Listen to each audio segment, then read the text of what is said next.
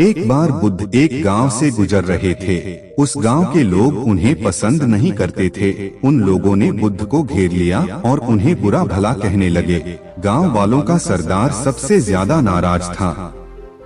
वह तो बुद्ध को गालियां ही देने लगा, पर बुद्ध इस सबसे बेपरवाह मंद मंद मुस्कुराते रहे। सरदार काफी देर तक बुद्ध को गालियां देता रहा, लेकिन कुछ ही देर में उसका मुंह सूखने लगा, जिससे वह चुप हो गया। यह देखकर बुद्ध बोले, अगर तुम्हारी बातें समाप्त हो गई हों, तो मैं आगे बढ़ूं। मुझे आगे वाले गांव में जाना है, वहां के लोग मेरी प्रतीक्षा कर रहे होंगे। यह देखकर गांव का एक व्यक्ति बोला, हम लोग तुम्हारा अपमान कर रहे हैं, तुम्हें गालियां दे रहे हैं, लेकिन तुम इसका जवाब देने के बजाय मुस्कुरा रहे हो। तुम इसकी प्रतिक्रिया क्यों नहीं देते? बुद्ध बोले, वत्स, तुमने आने में तनिक देर कर दी। यदि तुम 10 वर्ष पहले आए होते तो मजा आ जाता, क्योंकि 10 वर्ष पहले मैं भी तुम्हारी तरह था।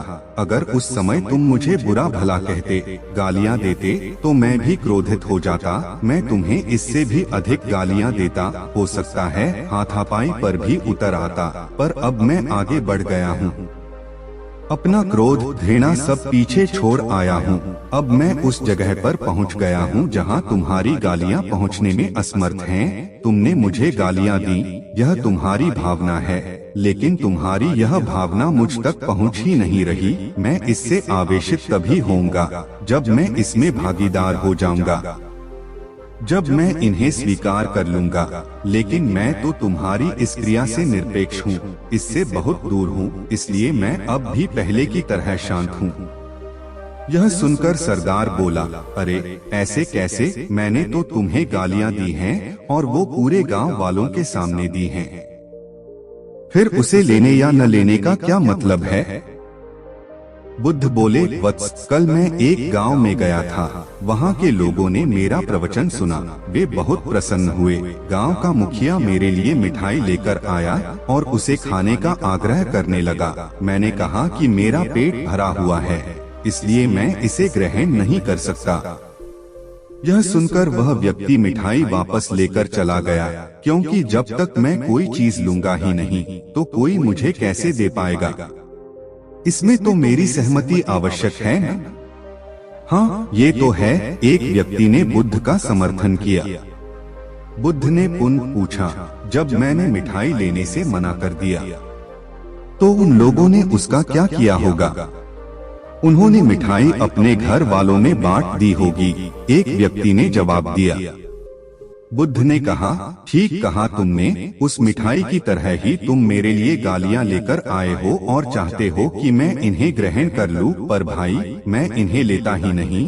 अब बताओ, तुम इनका क्या करोगे? उस व्यक्ति के पास इसका कोई जवाब नहीं था।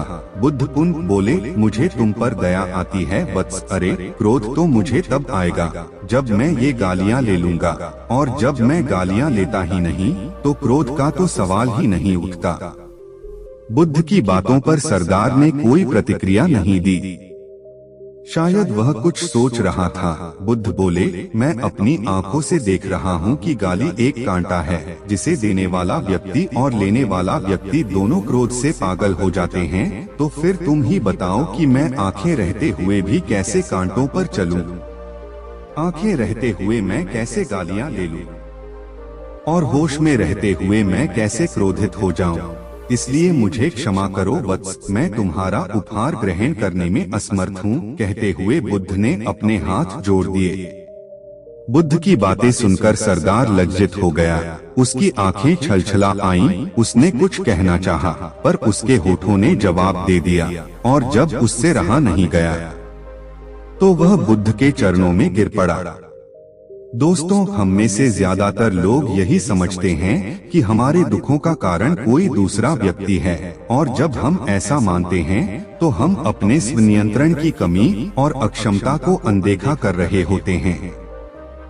वास्तव में ये हम पर निर्भर करता है कि हम दूसरों के द्वारा प्रदान की गई नकारात्मकता को स्वीकार करते हैं या नहीं। अगर हम नकारात्मकता को स्वीकार करते हैं तो हम अपने पैरों पर कुल्हाड़ी मारते हैं, और जब हम उसे अस्वीकार कर देते हैं तो घृणा